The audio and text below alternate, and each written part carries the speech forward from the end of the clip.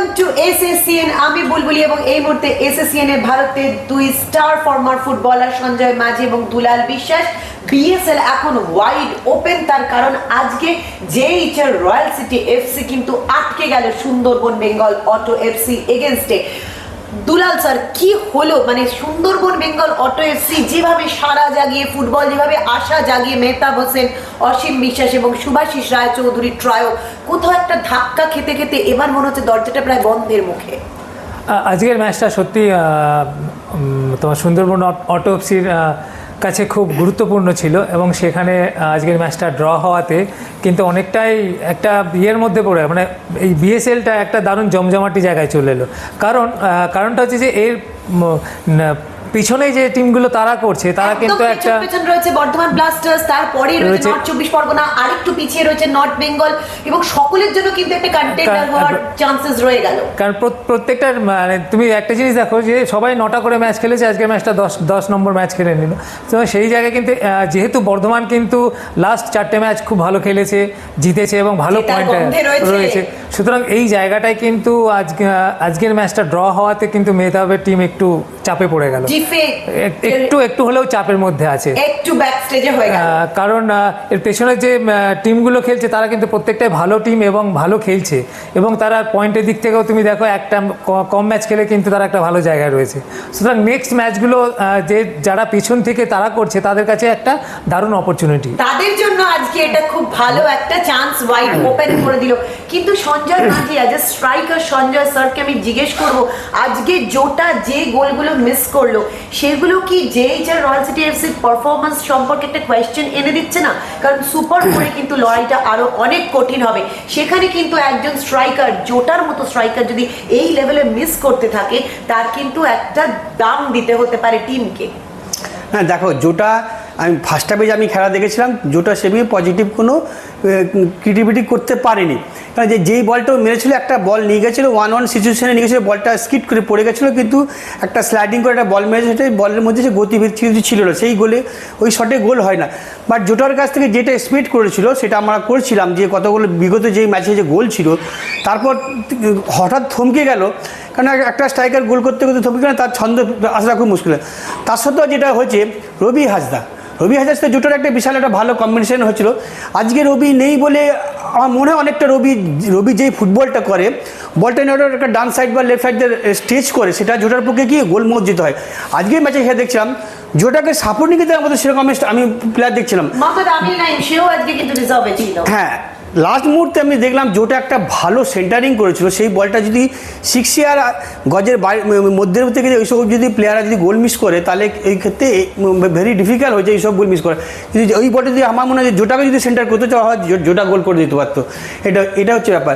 আর যেটা দুলাল যেটা বলছিল যে ভেরি ইন্টারেস্টিং ম্যাচ আজকে আমরা দেখলাম, যদি মেহতাবের কাছে ম্যাচটা প্রচণ্ড গুরুত্বপূর্ণ ম্যাচই ছিল, যদি মেহতাব যদি ম্যাচটা জিততো তাহলে একটা ভালো জায়গায় যেত। কারণ বর্ধমান, নর্থ 24 পরগনা, নর্থ বেঙ্গল যেভাবে তারা উঠে আসছে, সবার 1 পয়েন্টের ডিফারেন্স আছে। কেউ কিন্তু বলতে লিগ কিন্তু জমজমাট হয়ে গেছে। একমাত্র তুমি দেখো 9 ম্যাচে 10 পয়েন্টের, মানে অলরেডি 19 পয়েন্টের লিড করছে হাওড়া, কিন্তু এরা কিন্তু চলে গেল আজকে 9 খেলে, আজকে 10 খেলে এরা হয়ে গেল আবার 19 পয়েন্ট। কিন্তু দেখো ম্যাচের কিন্তু নিরিখে যেটা যে ফুটবল যে গোল, সেটা কিন্তু বোঝা যাচ্ছে যে কিন্তু কোনো কোচ যদি মনে করে আমি কিন্তু সেফ জোনে আছি, কিন্তু আমার মনে হয় না কেউ সেফ জোনে নেই।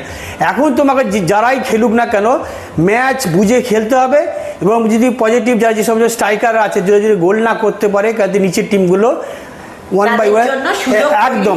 কারণ ফুটবলটা এখন যা দেখছি তাতে সাবলুডুর খেলা চলে এসছে, একদম ছাপলুডোর খেলা হচ্ছে। কিন্তু দুলাল স্যার, আপনার কাছে আসবো, জেএইচআর রয়্যাল সিটি এফসির অনেকগুলো ম্যাচ কিন্তু আমরা দেখেছি, আমরা দেখছি জেএইচআর রয়্যাল সিটি এফসি একটা স্ট্রং কন্টেন্ডার হওয়া সত্ত্বেও তারা কিন্তু যখন সারপ্রাইজ করে, ভালো রেজাল্ট করে, বড় টিমের এগেনস্টে বড় জয়, কিন্তু অনেক সময় তাদের এই ড্র করার একটা টেন্ডেন্সি কিন্তু রয়েছে।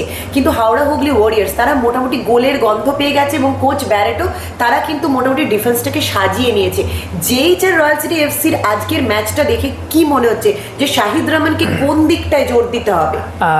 আজকের ম্যাচটা আমি যেটা দেখলাম তোমার জেএইচ রয়্যাল ওরা কিন্তু ভালো খেলছে, মানে টিমের মধ্যে একটা কম্বিনেশন আছে, ওরা অনেক এফেক্টিভ ফুটবল খেলছিল, কিন্তু ওই একটাই শুধু স্কোরটা বা স্কোরিং জোনটায় ওদের একটুখানি প্রবলেম রয়েছে, সেইটাকে যদি একটু রেকটিফাই করে নিতে পারে আমার মনে হয় এরা পরবর্তী ম্যাচগুলো গোল পেতে এদের কোনো অসুবিধা হবে না, কারণ দুটো উইং থেকে ভালো খেলছে এবং স্ট্রাইকারটাও ভালো এফোর্ট দিচ্ছে। তো এই দিক থেকে যদি তুমি দেখো তাহলে পরে আমার মনে হয় জেএইচ রয়্যালকে যদি একটু স্ট্রাইকিং জোনে স্কোরিং এবিলিটির দিকে জোর দিতে হবে, তাহলে পরে নেক্সট ম্যাচগুলো ওরা ভালো রেজাল্ট করতে পারবে। আর সুন্দরবন বেঙ্গল অটো এফসি তাদের কিন্তু প্রত্যেকটা ম্যাচ জিততে হবে, মেহতাব হোসেনের কাছে আর কোনো রাস্তা নেই, তাই নয় কি? একদম, মেহতাবের কাছে দেওয়ালে পিঠ থেকে গেছে, কারণ প্রত্যেকটা ম্যাচ ওর কাছে একদম নকআউট ম্যাচের মতন খেলতে হবে। এনি ম্যাচ প্রত্যেকটা ম্যাচ যদি জিততে না পারে তাহলে লিগ টেবিল থেকে উনি ছিটকে যাবেন, কিছু করার থাকবে না। কারণ নিচের টিমগুলো তুমি ধরো বর্ধমান যেভাবে পরপর 4টে ম্যাচ জিতে এসছে, দুটো স্ট্রাইকার এসেছিল লাতিফ এবং ক্রিস্টোফার অলরেডি 4টে গোল করেছে, লাতিফ 3টে করেছে, 7টা অলরেডি গোল করেছে, তারা গোলের মুখে রয়েছে। এবার একটা টিম যখন নিচ থেকে যখন বিল্ড আপ করতে করতে আসে না, সেই টিমটার সামনে ফোকাস থাকে যে না আমি প্রত্যেকটা ম্যাচ জিতবো, সেটাই কিন্তু হচ্ছে এবং তারা জিতছে। আমি আপনার কাছে আসবো, যেটা লাতিফ এবং ক্রিস্টোফারের যুগলবন্দি অসাধারণ কাজ করছে। সুন্দরবন বেঙ্গল অটো এফসি তাদেরকে প্রত্যেকটা ম্যাচ, যেটা সঞ্জয় স্যার বললেন, নকআউটের মতো করে খেলতে হবে।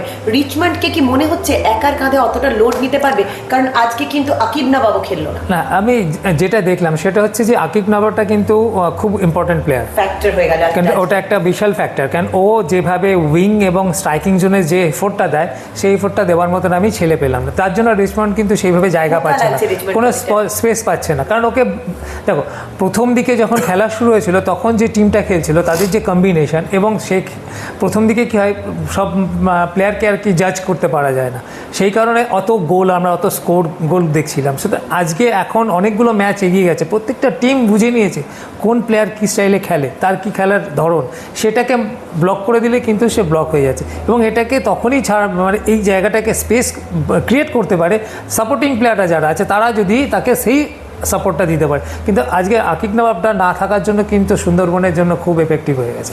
হাওড়া হুগলি ওয়ারিয়র্স এবং জেএইচ এর রয়্যাল সিটি এফসি দুজনেই কিন্তু দাঁড়িয়ে রয়েছে 19 পয়েন্টে, একটা ম্যাচ অ্যাহেড আছে জেএইচ এর রয়্যাল সিটি এফসি। কিন্তু আনডাউটেডলি যেটা দুজনেই বললেন, দুলাল স্যার এবং সঞ্জয় স্যার, সেটা হলো সুন্দরবন বেঙ্গল অটো এফসি তাদের কিন্তু যদি সুপার 4-এ টিকে থাকতে হয় তাদেরকে জিততেই হবে, প্রত্যেকটা ম্যাচ জিততে হবে। এবং কালকেই রয়েছে বর্ধমান ব্লাস্টার্সের ম্যাচ, কাল যদি বর্ধমান ব্লাস্টার্স জিতে যায় তাহলে কিন্তু লিগ টেবিলের সমস্ত খেলা উল্টে যাবে, পাল্টে যাবে।